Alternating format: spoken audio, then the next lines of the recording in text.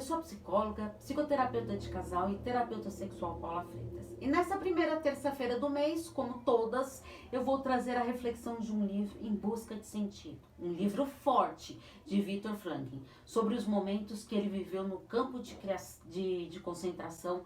O livro retrata experiências de prisioneiros nesse campo de concentração.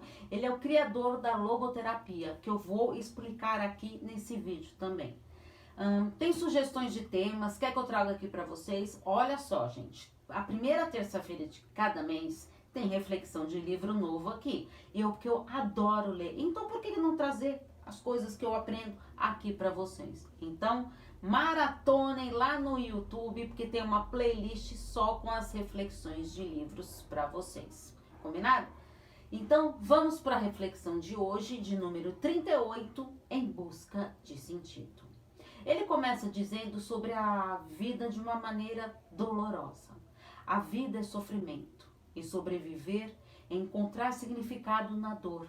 Se há de algum modo um propósito na vida, deve haver também um significado na dor e na mente.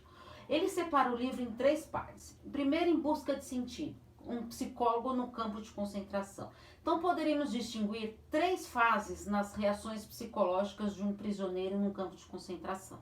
A fase da recepção do campo, a fase da dita vida no campo de concentração e a fase pós-fim desse campo de concentração, que seria a libertação deste campo. A primeira fase poderia chamar de choque de recepção, que é o efeito de um choque psicológico que pode preceder a recepção formal, dependendo das circunstâncias. Segunda fase da apatia, a pessoa ela vai morrendo aos poucos internamente. O recluso observador, ele não mais tenta ignorar a cena, indiferente e já é insensível, pode ficar observando sem se perturbar mais. A apatia, insensibilidade emocional, desleixo e indiferença, tudo isso características do que designamos na segunda fase. A apatia é um mecanismo necessário de autoproteção da psique. A falta de sentimentos do prisioneiro de muitos anos no campo de concentração é precisamente um dos reflexos na desvalorização de tudo aquilo que não serve ao interesse mais primitivo de preservação da vida. A liberdade interior do ser humano, a qual não lhe pode tirar, permite até o último suspiro configurar a sua vida de modo que tenha sentido. Não há sentido somente no gozo da vida, também há sentido naquela vida que dificilmente oferece uma chance de realizar criativamente em termos de experiência, mas lhe reserva apenas uma possibilidade de configurar o sentido da existência, precisamente na atitude, que a pessoa se coloca face à restrição forçada de fora sobre o seu ser. Aflição e morte fazem parte da existência como um todo. A emoção que o sofrimento deixa, formamos uma ideia clara e nítida. As tentativas psicoterapêuticas individuais foram muitas vezes um tratamento urgente para salvar vidas. As experiências podem pertencer ao passado. Justamente no passado ficam asseguradas por toda a eternidade, pois o passado também é uma dimensão do ser, quem sabe a mais segura. A psicologia trabalhou em 2 fases no choque de recepção e a psicologia da propriamente dita campo de concentração. A terceira fase é a psicologia no campo da concentração, que é a psicologia do prisioneiro recém-liberto. Sob um ponto de vista psicológico, pode-se chamar de verdadeira despersonalização aquilo que os companheiros libertos experimentam. Tudo parece irreal e improvável. Uma pessoa que esteve sob tensão psicológica de um campo de concentração por tempo prolongado, mesmo após a libertação, está ameaçada por certos perigos psicológicos por causa da descompressão repentina. A segunda parte do livro, ele vai falar sobre os conceitos fundamentais da logoterapia. Ele é o criador da logoterapia, que é uma psicoterapia centrada no sentido. A busca do indivíduo por um sentido é a motivação primária em sua vida, e não uma racionalização secundária de impulsos instintivos. O ser humano é capaz de viver e até de morrer por suas ideias e valores.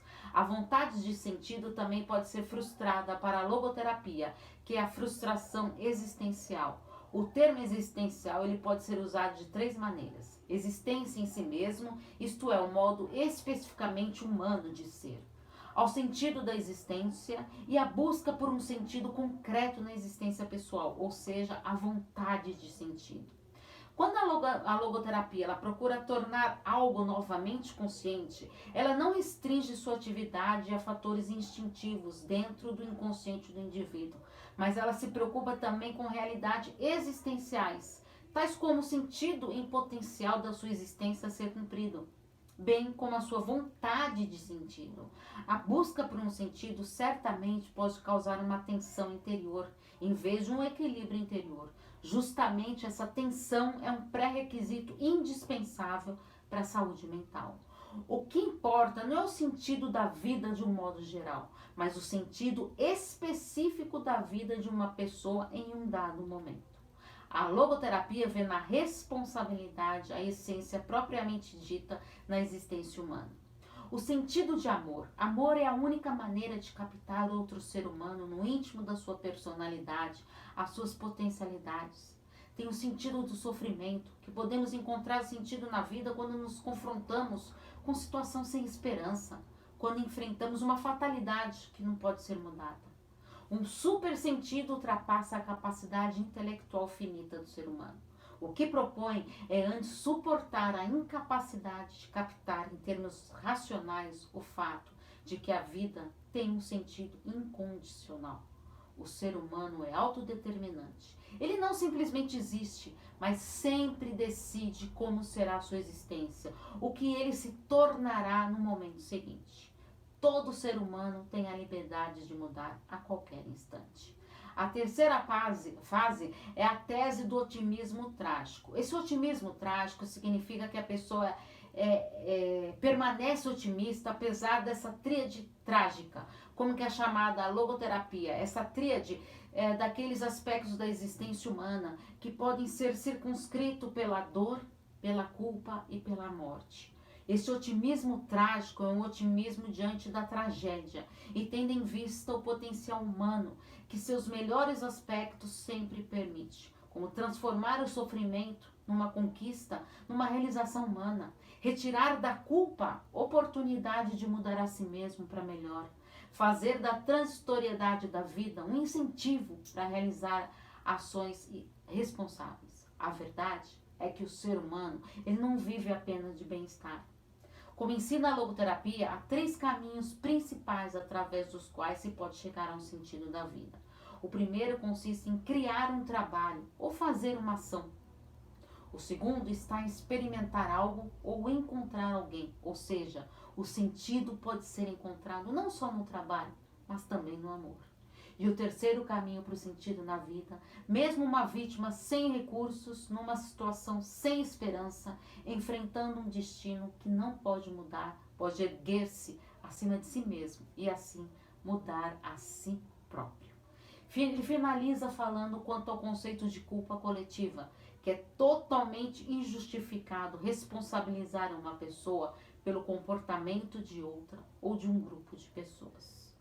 Livro forte esse, né? Então agora é sua vez. Plano de ação. Prepare-se para esse plano de ação que eu acho que vai mexer um pouquinho com você. Responda devagar, refletindo muito. Tire print das perguntas para fazer com calma. Primeira pergunta. Consegue enxergar claramente qual é o seu sentido na vida? Ou ainda está nessa busca? Escreva. 2. Como descreveria sua existência pessoal? 3. Sua bagagem até aqui foi adquirida mais na dor? Ou foi tudo mais fácil? 4. Quais situações muito dolorosas que se recorda que lhe trouxe um grande aprendizado emocional? 5. Para você, qual é o sentido do amor? 6. E o sentido do sofrimento? 7. Quais ações poderá ter para dar mais sentido para a sua vida? Olha, eu recomendo que você leia esse livro na íntegra. É um livro forte, muito forte mesmo. Vou confessar para vocês que eu comecei a ler, tive que dar uma parada e retomar a leitura, porque é um livro muito tenso, muito chocante, principalmente quando ele conta aspectos do campo de concentração. Mas vale muito a pena ver que de todo o sofrimento a gente arruma um sentido para a nossa vida.